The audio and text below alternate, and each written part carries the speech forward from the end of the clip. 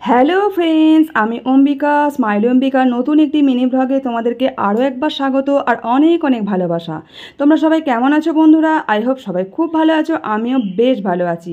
আজকের দিনটি হলো শুভ রথযাত্রা। তো এত সুন্দর দিন, তাই শুভ রথযাত্রা উপলক্ষে সকলকে জানাচ্ছি আমার ছোট ছোট ভাই বোনদের অনেক অনেক ভালোবাসা, শুভেচ্ছা। আর বড়দের জানাই আমার তরফ থেকে শ্রদ্ধা আর প্রণাম।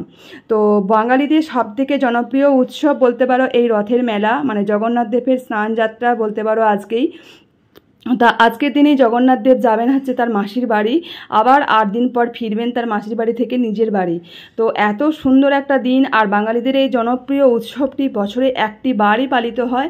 তো আমরা সত্যি এই একটি বার মানে এই দিনটা আসার অপেক্ষায় থাকি।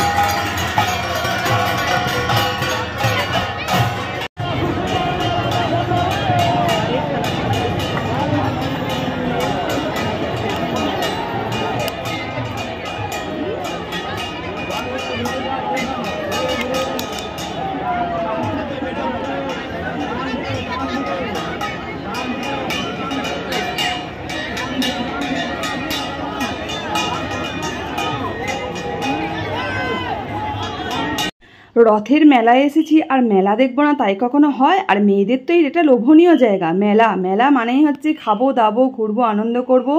আর মেলায় এসেছি ঘুগনি খাবো, পাঁপড় ভাজা আর জিলাপি খাবো না তাই কখনো হয়? আর রথের মেলা তো জনপ্রিয় একদম বলতে পারো, যেটা না হলে রথের মেলা দেখা অসম্পূর্ণ, জিলিপি আর হচ্ছে এই পাঁপড় ভাজা।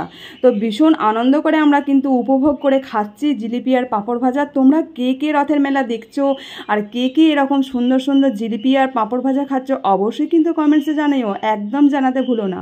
তো দেখো ফাইনালি আমরাও কিন্তু নিয়ে নিয়েছি এই পাঁপড় ভাজা, আমরা ভীষণ আনন্দ করে খাচ্ছি।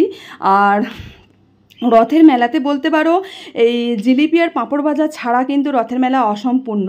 তো জিলিপি এই যে দেখছো, এই জিলিপি মানে পেঁচালো টাইপের দেখতে হলো, এর কিন্তু রসে বসে বেশ সুস্বাদু, তাই না? ভীষণ বাঙালিদের একটি জনপ্রিয় একটি মিষ্টি, তাই না? বাঙালিরা এমন কেউ পছন্দ করে না এটা তাই না, আমরাও কিন্তু ভীষণ পছন্দ করি।